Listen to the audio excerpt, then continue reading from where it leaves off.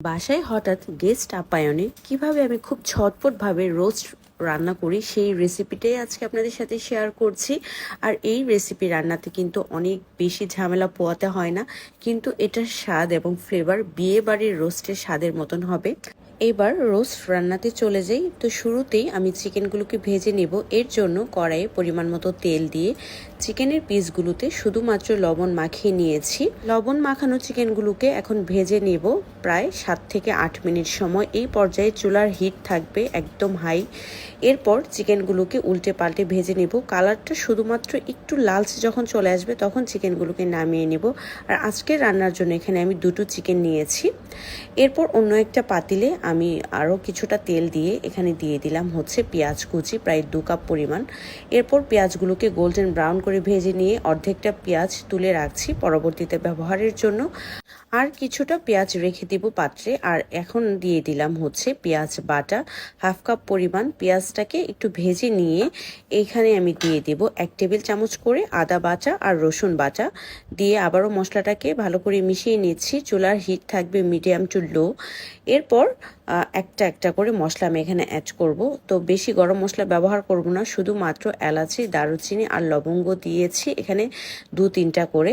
তারপর প্যাকেটের যে রেডিমেড রোস্টের মশলাটা আছে সেটা পুরো একটাই দিয়ে দিয়েছি।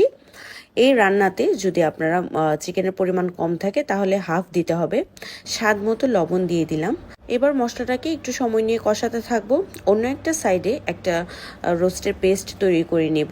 এর জন্য আমি দিয়েছি টক দই 1/2 কাপ পরিমাণ, কাজু বাদাম বাটা 1 টেবিল চামচ পরিমাণ, স্বাদ মতো লাল মরিচের গুঁড়া, সেই সাথে দিচ্ছি টমেটো কেচাপ প্রায় 1.5 টেবিল চামচ পরিমাণ।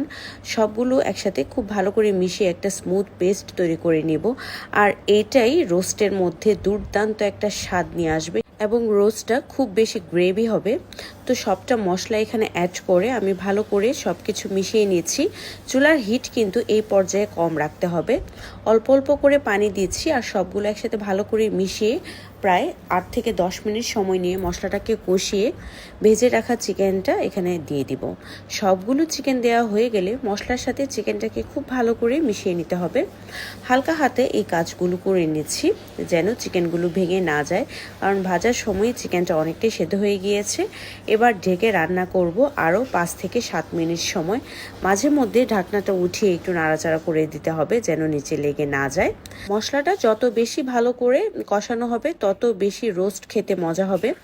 এরপর ফুটন্ত গরম দুধ এখানে দিয়ে দিলাম প্রায় 1 কাপ পরিমাণ, দিয়ে আবারও সব কিছু একসাথে ভালো করে মিশিয়ে নিচ্ছি। অলরেডি রোস্টের মধ্যে খুব দারুণ একটা কালার চলে আসছে আর ঝোলটা অনেক গ্রেভি হয়ে এসছে। এখানে দিয়ে দিলাম 4-5টা আলু বোকারা। এই আলু বোকারাটা রোস্টের সাথে দিলে দারুণ একটা কম্বিনেশন হয়। দিয়ে দিচ্ছি 4-5টা লাল আর সবুজ কাঁচামরিচ, এখানে যে কোনো এক কালারের দিলেও হবে, কোনো সমস্যা নেই। তারপর রোস্টের তেলটা উপরে ভেসে আসা পর্যন্ত অপেক্ষা করতে হবে। অলরেডি চিকেনটা খুব ভালো করে সেদ্ধ হয়ে গিয়েছে আর এভাবে একটু নাড়াচাড়া করে দিতে হবে, না হলে কিন্তু নিচে লেগে যাওয়ার একটা সম্ভাবনা আছে যেহেতু রোস্টের ঝোলটা অনেকটাই গ্রেভি। তো একদমই লাস্ট পর্যায়ে এসে আমি এখানে পেঁয়াজ বেরেস্তা দিয়ে দিচ্ছি। শুরুতে যে পেঁয়াজটা উঠিয়ে রেখেছিলাম সেটা অ্যাড করছি আর দিচ্ছি স্বাদ মতো চিনি। আর এই চিনিটা দিচ্ছি পুরোটা রোস্টের মধ্যে স্বাদের একটা ব্যালেন্স নিয়ে আসার জন্য। আমার রোস্ট রান্না কিন্তু এখন হয়ে গিয়েছে। এটাকে ঢেকে রাখবো আর 5 মিনিটের জন্য। তো এখন এই দারুণ মজার রোস্টটা পরিবেশনের পালা। আর এইভাবে রোস্ট রান্না করতে কিন্তু অনেক বেশি সময়ের প্রয়োজন হয় না, কিন্তু এর স্বাদ কিন্তু অনেক দুর্দান্ত হয়। এর আগেও আপনাদের সাথে আমি কয়েক রকমভাবে রোস্টের রেসিপি শেয়ার করেছি। আসলে রোস্টের রেসিপির তো কোনো শেষ নেই, যে যেভাবে পছন্দ করে সেভাবেই রান্না করে। তবে আমি রান্না করা আমার বেস্ট রেসিপিগুলোই আপনাদের সাথে শেয়ার করার ট্রাই করি সবসময়। আশা করছি আজকের ভিডিওটা আপনাদের কাছে ভালো লেগেছে। আর আপনাদের ভালো লাগলে পেজে একটা ফলো দিয়ে রাখবেন। ভালো থাকবেন। আল্লাহ হাফেজ।